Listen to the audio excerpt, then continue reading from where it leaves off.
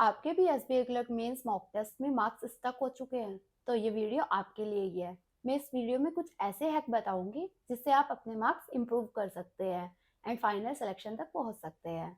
सो number one thing, mains mock test का मतलब क्या होता है? आपको पूरा अटेम्प्ट नहीं करना पेपर को। सबसे पहली चीज ये नहीं होता, आज तक किसी ने full out of full marks score नहीं किया मेंस में।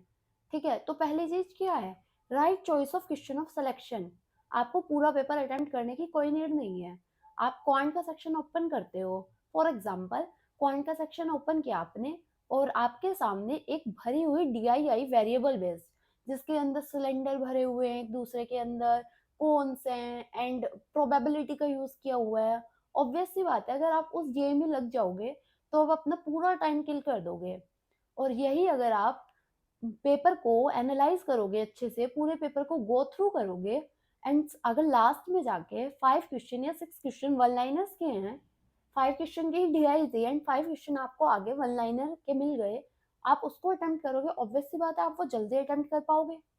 नॉर्मल सी चीज है ना, उसमें आप फंसे रहोगे और टाइम किल कर दोगे, वो मार्क्स आपको नहीं मिलने वाले। वहीं पर अगर आप वही वन लाइनर करोगे जो कि 8-7 मिनट में हो भी जाएंगे और आपको मार्क्स भी मिल जाएंगे। तो इसी तरीके से ना आपको पूरा 1 से 1.5 मिनट में पूरा सेक्शन एनालाइज करना है कि आपको क्या चीजें अटेम्प्ट करनी है और क्या चीजें स्किप करनी है, क्योंकि पेपर में सब कुछ अटेम्प्ट करने वाला नहीं होता। कोई कोई क्वेश्चन एग्जामिनर ये सोच के बनाता है कि इसमें बच्चा अपना टाइम किल कर दे, तो आपको ये चीजें चेक करनी है। मान लो आपको टीएसडी नहीं आता और आप मॉक टेस्ट में पेपर में टीएसडी का क्वेश्चन पढ़ रहे हो, तो ये टाइम वेस्ट करने वाली बात हो गई ना। जब आपको पता है आपको टीएसडी करना ही नहीं है तो आप उसको पढ़ भी क्यों रहे हो? स्किप करो। 1 से 1.5 मिनट में जब आप एनालाइज कर रहे हो तो आपको मार्क फॉर रिव्यू करना है उन क्वेश्चन को, कि कोई डीआई देखी इजी लग रही है कि ये मैं कर पाऊंगी या कर पाऊंगा, तो उसको मार्क फॉर रिव्यू करो, पेपर में भी एंड मॉक टेस्ट में भी। एंड अगर आपको कोई अर्थमेटिक दिख रहा है, पता है कि हाँ से एक्स की वैल्यू निकल जाएगी, वाई की वैल्यू निकल जाएगी, मैं इसको मर्ज करूंगा तो मेरा आंसर आ जाएगा इजिली, तो उसको मार्क फॉर रिव्यू करके छोड़ो। 1 से 1.5 मिनट जब आप दोगे तो आप अच्छा खासा स्कोर कर पाओगे। आप ये मेरी स्ट्रेटेजी मॉक टेस्ट में अप्लाई करके देखना। 1 से 1.5 मिनट सिर्फ एनालाइज करने में देना, देन उसके बाद स्टार्ट करना। वो 1 से 1.5 मिनट वेस्टेज नहीं होगा, वो 1 से 1.5 मिनट आपका स्कोर इम्प्रूव करेगा, आपका स्कोर बूस्ट कर देगा। जो आप सेक्शनल टेस्ट में मान लो क्वांट के सेक्शन में जो आप 20 नंबर ला रहे थे, वो आपको 30 नंबर तक पहुंचा देगा। आप इसको अटेम्प्ट करके देखना इस वे में। सेकंड थिंग, आप रीजनिंग का भी कर रहे हो ऐसे ही, आप पहले 1 से 1.5 मिनट सेक्शन को दो एनालाइज करने में कि पेपर में आया क्या क्या हुआ है। दूसरी चीज, आपको पैनिक नहीं करना कि मेरे से ये वाला क्वेश्चन भी नहीं आता, मेरे से ये वाला क्वेश्चन भी नहीं आता। बहुत सारे क्वेश्चन ऐसे होंगे जो आपको स्किप करने पड़ेंगे। आपको सिर्फ कुछ ही क्वेश्चन पेपर में अटेम्प्ट करके आने हैं। अगर मैं लास्ट ईयर की भी हाईएस्ट रीजन की कट ऑफ की बात करूं तो 68 मैक्सिमम गया है, 68-69 के आसपास। तो अगर आप 75 to 80 के बीच में स्कोर ला रहे हो तो आप बहुत स्मूथली सिलेक्शन ले सकते हो। तो बेसिकली आपको राइट चॉइस ऑफ सिलेक्शन आना चाहिए कि आपको कौन सा क्वेश्चन करना है एंड कौन सा छोड़ना है। आपको सारे क्वेश्चन प्री की तरह नहीं करने कि आपको वन गो में कर दोगे, बैठ के सारे क्वेश्चन कर दोगे, नहीं, आपको पता होना चाहिए कि मेरे को स्किप भी कौन सा क्वेश्चन करना है। Okay, now one more thing, आप करंट अफेयर्स में गैस वर्क बिल्कुल भी मत करें।